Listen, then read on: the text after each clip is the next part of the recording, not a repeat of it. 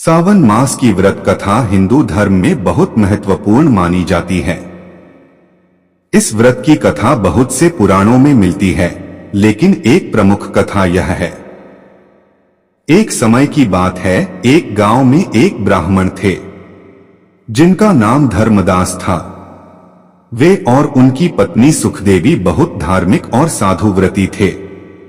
सावन माह के प्रत्येक सोमवार को वे भगवान शिव की पूजा करते थे। धर्मदास ने अपनी पत्नी के साथ साथ दूसरों को भी भगवान शिव की भक्ति में जुटने के लिए प्रेरित किया।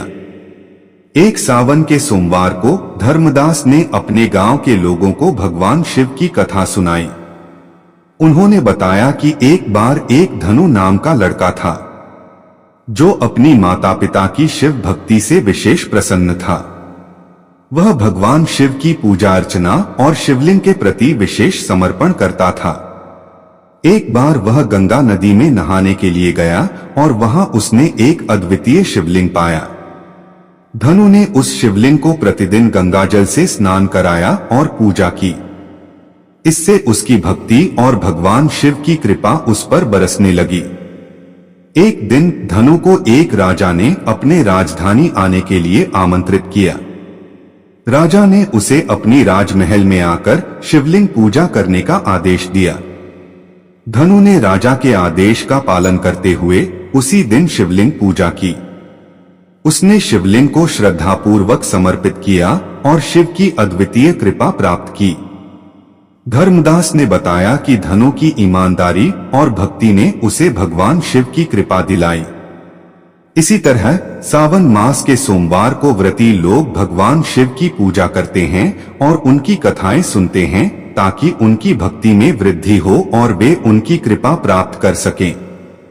एक समय की बात है जब एक ब्राह्मण नामक धन्वंतरी नामक व्यक्ति था। वह अपनी पत्नी के साथ बहुत ही समृद्धि से रहता था, लेकिन उनका एकमात्र दुख यह था कि उनकी पत्नी संतानहीन थी। एक दिन उन्होंने एक बाबा के पास जाकर इस समस्या का हल जानने के लिए पूछा। बाबा ने उन्हें सावन मास के दौरान शिवलिंग पर जल चढ़ाने और शिव की पूजा करने का व्रत करने का सुझाव दिया। वे ब्राह्मण और उनकी पत्नी ने व्रत मनाया और सावन के माह में शिवलिंग पर जल चढ़ाने और पूजा की। उनकी भक्ति और संयम से प्रसन्न होकर भगवान शिव ने उन्हें आशीर्वाद दिया और उनकी पत्नी को एक सुंदर संतान प्रदान की।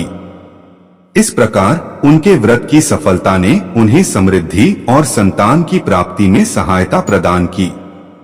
इस कथा से सावन मास के व्रत का महत्व और फल प्राप्ति की प्रेरणा मिलती है।